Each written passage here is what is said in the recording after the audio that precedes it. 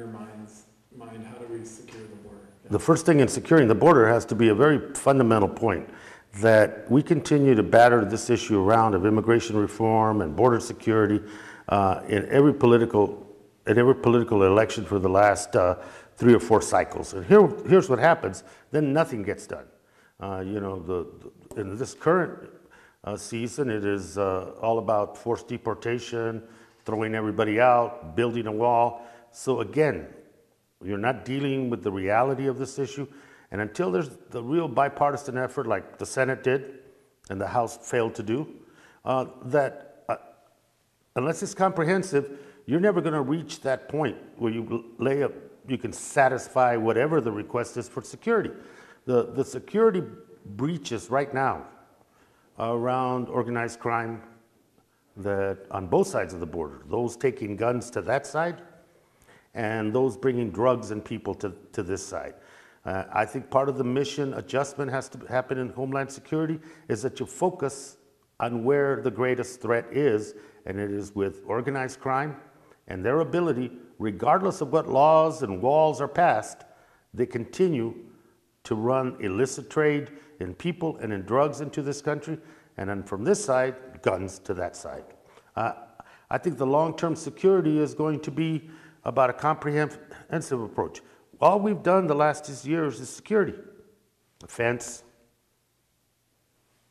20,000 Border Patrol agents on the border, $19 billion on the southern border yearly, highest rate of deportations ever in the history of this country, highest rate of detentions in for-profit prisons that we've ever seen in this country.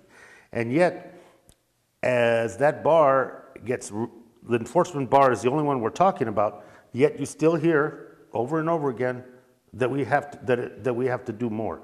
Is there ever going to be a sum zero, secure, nothing illicit or illegal is ever going to happen on that border? I think it's never going to be to that point. You can say the same for Canada. They run dope and guns this way and that way. And so there's not zero security in the Canadian border. There's not zero security in our ports, our seaports across this nation that is part of the boundary of this nation. So to say that we're going to reach a point of zero tolerance and nothing will happen, otherwise we can't deal with the reality of this issue, which is reforming the whole law, I think it's a fantasy. And unfortunately, a lot of politicians, people running for president, continue to flaunt that fantasy onto voters. And I think that's what keeps us from really getting anything done. Okay. How do we close the gap on the Border Patrol agent shortage? I don't think there, first of all, we've asked before we assign more personnel, before we assign more technology and hardware to the border, let's do an independent audit and analysis of what has worked and hasn't worked on this border. We keep layering on top of one thing or another. I'm sure that there's things that have been very effective and there's others that haven't. And so I think an independent look by Homeland Security as to what is effective and what is not. The constant idea that if we put Border Patrol shoulder to shoulder across the southern border, that is going to solve the problem, is an idea that I think is not rooted in any real facts. For instance, what we do need to have more personnel of is customs. The majority of seizures of dope are at ports of entry, big ports of entry, like the one in Nogales and the one in the Yuma County.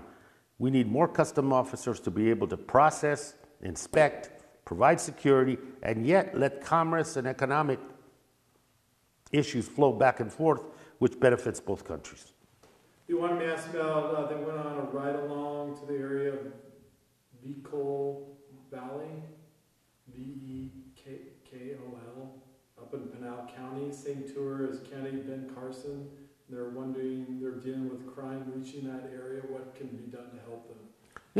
It's I don't know if the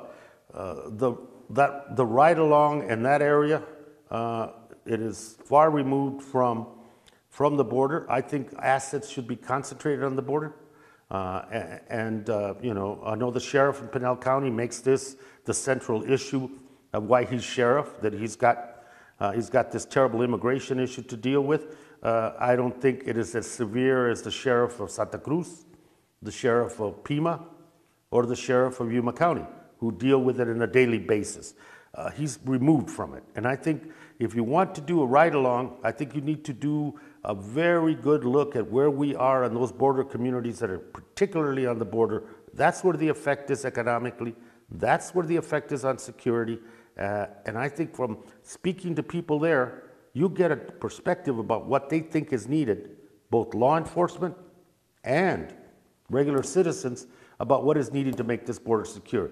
My statement about looking at the mission and concentrating on resources on who the real illicit criminal activities are on that border would bring great dividends to this. You know, the cartels on the other side, they have billions of dollars. So, you know, a ride-along in Pinal County, a border fence along the southern border, a strict immigration, a very punitive law that could be passed by Congress, none of that bothers them. They will continue to do their business, and that is what we need to crack in order to stop, I think, the biggest threat we have, which is from these organized groups that are sophisticated, have money, and have the resources to do what they're doing. Okay. Air and Marine as a motto, the border wall is only the beginning of protecting the border. What's your thoughts on that? Who said that? That Air and Marine as a motto, the border wall is only the beginning of protecting the border. I think that's short-sighted. I think that we have allowed the dialogue on the issue of immigration, the issue of border security, that they're tied together. And, you know, unless, I would suggest that that is, again, reaching at straws and looking at a simplistic response to a very complex problem in this country. You have 11 million people undocumented that we have to do something about in this country, and Trump's plan is not going to work. And so that's part of comprehensive.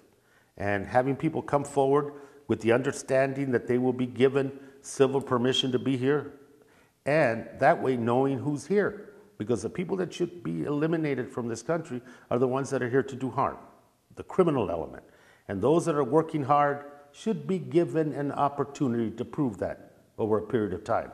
But to simply say we're going to build a wall across this country is not going to fundamentally change the issue that we're dealing with. The issue that we're dealing with is the most complex and divisive domestic issue, and to run away from it with simplistic answers is not going to solve it. This same question will be here a year from now. It'll be here after the next president is elected, and we'll still be talking in circles, because you will still have people that insist there can be no immigration reform because we have to kick everybody out, and we should just build a wall, tighten ourselves around it. And if you're going to look at that extreme, then we should look at our seaports, look at the Canadian border, isolate ourselves to the point that we become an anachronism of what this country isn't, and that is we're not that kind of a country, and there is a process that we can go through. But the problem we have is that right now it's about knee-jerking and feeding a campaign election, because one of the motivators is fear and threat, and demagogues use that very well. I think that if you're going to do this right, if you're going to talk about security, you have to look at the whole picture and look at it comprehensively. Is there any pending legislation to secure the border? Well, I don't know what, you know, the new speaker said that he is not going to deal with any kind of immigration reform, that the only legislation that he's going to look at is enforcement and security legislation. So we'll wait to see. You know, you have everything from huge fines and jail time for employers that hire undocumented people. You have that, you have the continued discussion on the wall, and you have Ben Carson saying that we should arm some of the drones in order to be able to make sure this border is secure. You have a whole realm of very hard legislation, but you don't have any legislation that looks at the big picture. Okay. What's the next president going to have to keep in mind when it comes to protecting Arizona?